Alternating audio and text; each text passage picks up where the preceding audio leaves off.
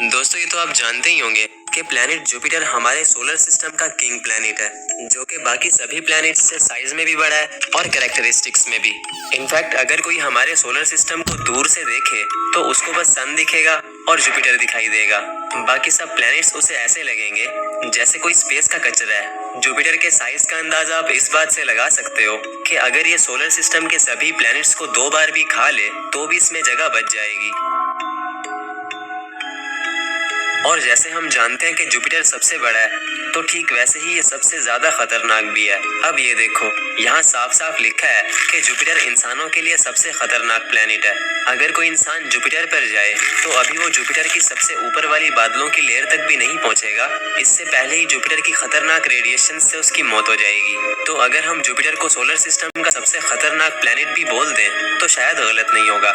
दोस्तों last time मैंने अपने चैनल पर पोल किया था कि आपको नेक्स्ट वीडियो किस चीज पर चाहिए, तो उस पोल पर 70% से भी ज्यादा लोगों ने जुपिटर को वोट किया था। और उसके अलावा मुझे काफी कमेंट्स ऐसे आते रहते थे जिनमें लोग बोलते थे कि ब्रो जुपिटर पर भी वीडियो बनाओ।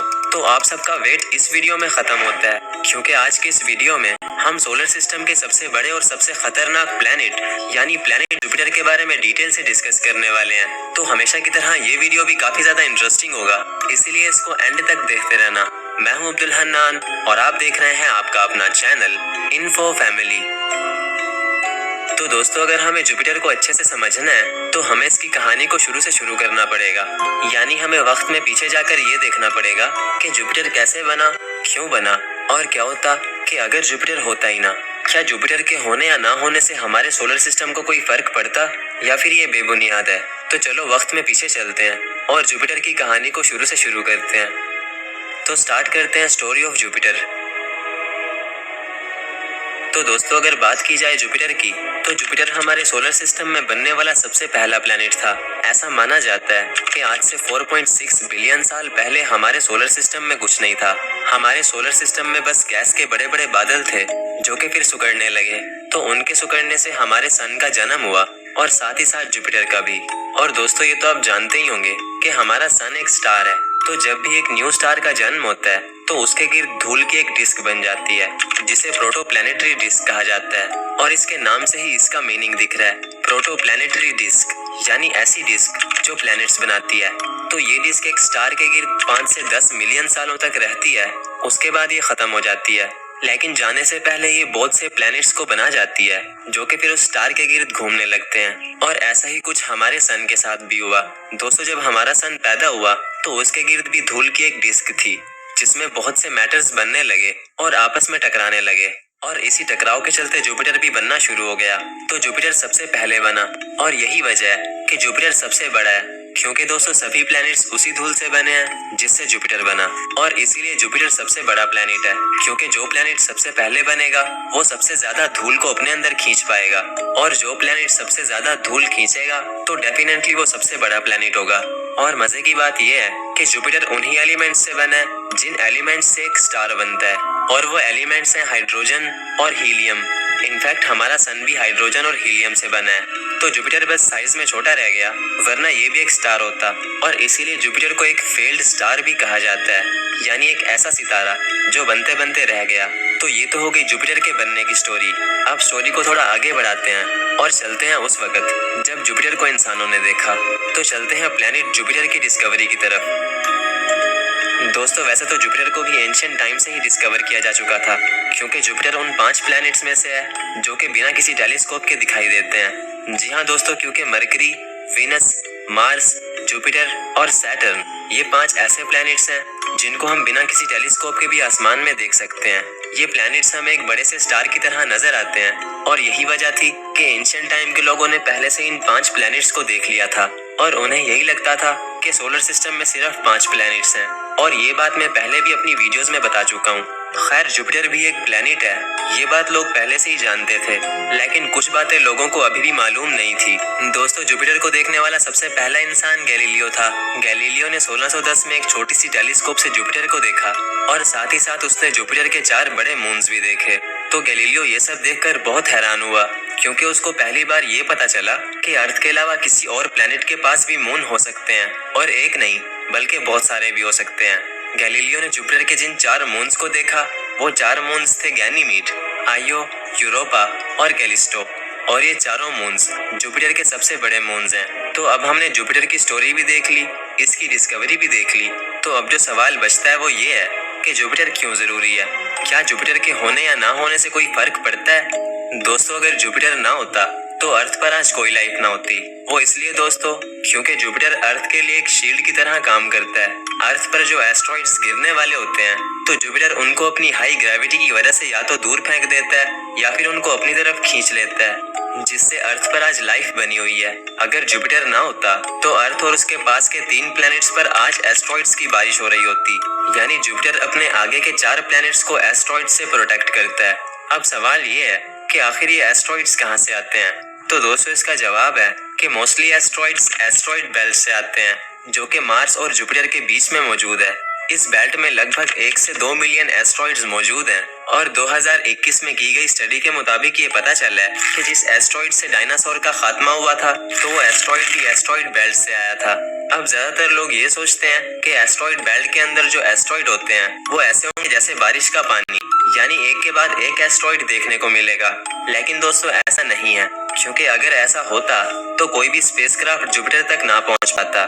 उन एस्ट्रॉइड्स के बीच मिलियंस ऑफ किलोमीटर्स का डिस्टेंस होता है। एक एस्टिमेट के मुताबिक एक एस्ट्रॉइड से लेकर दूसरे एस्ट्रॉइड के बीच का जो डिस्टेंस है वो लगभग 1 मिलियन किलोमीटर है। और अगर हमारी अर्थ के डायमीटर को देखा जाए तो हमारी अर्थ का डायमीटर 12,742 किलोमीटर है। यानी एस्ट्रॉइड्स के बीच जो डिस्टेंस है तो इस हिसाब से उस डिस्टेंस के अंदर अर्थ जितने 235 प्लैनेट्स फिट आ जाएंगे। तो खैर ये तो होगी जुपिटर की इंपॉर्टेंस। अब चलते हैं जुपिटर की कैरेक्टरिस्टिक्स की तरफ। तो दोस्तों अगर बात करें जुपिटर की तो जुपिटर हमारे सोलर सिस्टम का 5th यानी 5वें नंबर वाला प्लैनेट है, जो कि सूरज से 5.2 एस्ट्रोनॉमिकल यूनिट्स दूर है। अगर आपको एस्ट्रोनॉमिकल यूनिट का नहीं पता तो मैं आपको बताता चलूं कि सूरज और अर्थ के दरमियान जो डिस्टेंस है तो उस डिस्टेंस को साइंस की जुबान में एक एस्ट्रोनॉमिकल यूनिट कहा जाता है। यानी जैसे अगर जुपिटर सूरज से 5 एस्ट्रोनॉमिकल यूनिट्स दूर है तो इसका मतलब वो अर्थ और सूरज से 5 गुना ज्यादा फासले पर है। अर्थ पर तो सूरज की रोशनी 8 मिनट में पहुंचती है, लेकिन वहीं जुपिटर पर सूरज की रोशनी को पहुंचने में पूरे 43 मिनट लग जाते हैं। दोस्तों जुपिटर की रोटेशन सोलर सिस्टम के बाकी सभी प्लैनेट्स से ज्यादा फास्ट है। जहां अर्थ अपनी एक रोटेशन 24 घंटे में कंप्लीट करती है, वहीं जुपिटर सिर्फ 9 घंटे 56 मिनट में अपनी एक रोटेशन को कंप्लीट कर लेता है, जिसकी वजह से ये सोलर सिस्टम का सबसे फास्ट रोटेशन वाला प्लैनेट बनता है। खैर जुपिटर फास्टेस्ट स्पिन तो करता है, लेकिन ये फास्टेस्ट रेवोल्यूशन नहीं करता। दोस्तों अर्थ तो अपना एक रेवोल्यूशन 365 दिन में कंप्लीट करती है, लेकिन जुपिटर का ऑर्बिट बड़ा होने की वजह से इसको सन के गिर्द सिर्फ एक रेवोल्यूशन करने में पूरे 12 साल लग जाते हैं। और मजे की बात यह है कि अर्थ जब रेवोल्यूशन करती है तो अर्थ पर मौसम बदलते रहते हैं, जैसे गर्मी, सर्दी, बहार वगैरह वगैरह। लेकिन वहीं अगर जुपिटर की बात करें तो जुपिटर पर मौसम है ही नहीं। वहाँ का टेम्परेचर हमेशा उतना ही रहता है जितना वो शुरू से है।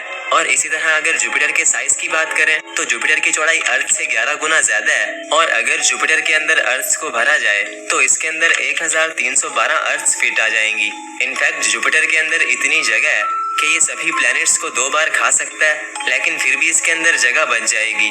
और अगर आप खुद से जुपिटर के साइज का अंदाजा लगाना चाहते हैं तो आप अपने एक हाथ में अंगूर ले लो और दूसरे हाथ में एक बास्केटबॉल। तो जो अंगूर है वो हमारी अर्थ है और बास्केटबॉल जुपिटर है। जुपिटर हमारे सोलर सिस्टम का सबसे बड़ा प्लैनेट है और इससे जुड़ी हर चीज सोलर सिस्टम की सबसे बड़ी चीज है। जैसे जुपिटर के पास सबसे बड़ी मैग्नेटिक फील्ड है, जुपिटर के चांद सोलर सिस्टम के सबसे बड़े चांद हैं और सोलर सिस्टम के सबसे बड़े तूफान भी जुपिटर पर आते हैं। यानी जुपिटर का किसी भी छोटी चीज से लेना देना नहीं है, इसकी हर चीज ही बड़ी है। और यही वजह है कि जुपिटर का नाम रोमन गॉड्स के किंग के नाम पर रखा गया था, जो कि बाकी सभी देवताओं का राजा था और उनमें सबसे बड़ा था। तो जैसे मैंने बोला कि जुपिटर से जुड़ी हर चीज ही बड़ी है, जैसे कि इसकी मैग्नेटिक फील्ड। तो अगर इसकी मैग्नेटिक फील्ड की बात करें तो इसकी मैग्नेटिक फील्ड इतनी बड़ी है कि उसका साइज अर्थ की मैग्नेटिक फील्ड से भी पूरे 20,000 गुना ज्यादा है, जो कि साइज में पूरे के पूरे सूरज से भी बड़ी है। और उसकी टेल 1 बिलियन किलोमीटर तक फैली हुई है, जो कि इतना ज्यादा डिस्टेंस है कि वो सन और सैटर्न के डिस्टेंस के ऑलमोस्ट इक्वल है। तो साइंटिस्ट कहते हैं कि अगर जुपिटर की मैग्नेटिक फील्ड को देखा जा सकता तो ये हमें आसमान में हमारे चांद के जितनी नजर आती। दोस्तों अर्थ अर्थ के कोर में पिघला हुआ मेटल है, जिसकी वजह से अर्थ के गिर्द मैग्नेटिक फील्ड बनती है। तो मजे की बात यह है कि साइंटिस्ट अभी तक ये नहीं जानते कि जुपिटर के कोर में क्या है। क्या वहाँ भी कोई पिघला हुआ मेटल है या फिर एक पत्थर है जो कि साइज में अर्थ से भी 10 से 20 गुना बड़ा है। तो दोस्तों, जैसे मैंने वीडियो के शुरू में बताया था कि जुपिटर हमारे सोलर सिस्टम का सबसे खतरनाक प्लेनेट है, जहां लैंड होने से पहले ही इंसान की मौत हो जाएगी। तो क्या कोई बिना इंसान का स्पेसक्राफ्ट जुपिटर पर लैंड हो सकता है? तो इसका जवाब है नहीं। दोस्तों, जुपिटर एक गैस जायंट है जहां ग्राउंड है ही नहीं, बल्कि सिर्फ गैसेज हैं। और आपकी जानकारी के लिए मैं बताता चलूं कि हमारे सोलर सिस्टम में 4 टेरेस्ट्रियल प्लैनेट्स हैं और 4 गैस प्लैनेट्स हैं। टेरेस्ट्रियल प्लैनेट्स ऐसे प्लैनेट्स को कहा जाता है जहां लैंड होने के लिए एक प्रॉपर सरफेस होती है। यानी इस हिसाब से हमारे सोलर सिस्टम के पहले 4 प्लैनेट्स यानी मरक्यूरी, वीनस, अर्थ और मार्स टेरेस्ट्रियल प्लैनेट्स हैं, या फिर सिंपली आप इनको रॉक प्लैनेट्स भी बोल सकते हो। और अगर बात करें गैस प्लैनेट्स की, तो गैस प्लैनेट्स ऐसे प्लैनेट्स को कहा जाता है जहां लैंड होने के लिए कोई भी प्रॉपर सरफेस नहीं होती, बल्कि वो प्लैनेट्स या तो गैसेस से बने होते हैं या फिर वो बर्फ और पानी से बने होते हैं। यानी इस हिसाब से हमारे सोलर सिस्टम के आखिरी 4 प्लैनेट्स यानी जुपिटर, सैटर्न, यूरेनस और नेपच्यून गैस प्लैनेट्स हैं। बट यूरेनस और नेपच्यून को अब आइस प्लैनेट्स भी कहा जाता है, क्योंकि ये प्लैनेट्स मोस्टली बर्फ से बने हैं। तो खैर, जुपिटर पर वापस आते हैं। दोस्तों, जैसे जुपिटर एक गैस जायंट है, तो वहाँ कोई भी प्रॉपर सरफेस नहीं है, बल्कि सिर्फ और सिर्फ गैसेस हैं। जिन गैसेस का प्रेशर इतना ज्यादा है कि अगर कोई स्पेसक्राफ्ट जुपिटर के अंदर लैंड होता है तो वो जुपिटर के अंदर गिरता ही चला जाएगा। लेकिन इससे पहले वो जुपिटर के कोर तक पहुंच पाए तो या तो वो उन गैसेस के प्रेशर से फट जाएगा या फिर वो उनके एक्सट्रीमली हॉट टेम्परेचर की वजह से भाप बनकर इवेपोरेट हो जाएगा। और ऐसा एक बार हो भी चुका है। दोस्तों, वैसे तो जुपिटर पर अब तक 9 स्पेसक्राफ्ट्स भेजे जा चुके हैं, लेकिन जो स्पेसक्राफ्ट जुपिटर के अंदर गया वो था गैलीलियो। जब 2 ट्विन स्पेसक्राफ्ट्स यानी वॉयेजर 1 और वॉयेजर 2 जुपिटर के पास से गुजरते हैं, तो वो दोनों ये बताते हैं कि जुपिटर के पास अपने रिंग्स हैं और वो दोनों जुपिटर के कुछ नए मून्स को भी डिस्कवर करते हैं। तो ये सब देखने के बाद साइंटिस्ट सोचते हैं कि क्यों ना एक ऐसा स्पेसक्राफ्ट डिजाइन किया जाए जो कि जुपिटर के मून्स को अच्छे से स्टडी करे और जुपिटर के अंदर झांक भी देख सके। तो इन्हीं सब चीजों को मद्देनजर रखकर साइंटिस्ट गैलीलियो नाम के स्पेसक्राफ्ट को डिजाइन करते हैं, जिसके अंदर वो एक छोटे से प्रोब को अटैच कर देते हैं, जिसको वो फिर जुपिटर के ऊपर लैंड कराने का सोचते हैं। तो जैसे ही वो प्रोब जुपिटर के एटमॉस्फेयर के अंदर घुसा तो उसने क्या देखा और उसके साथ फिर क्या हुआ, ये सब जानेंगे हम जुपिटर के पार्ट 2 में।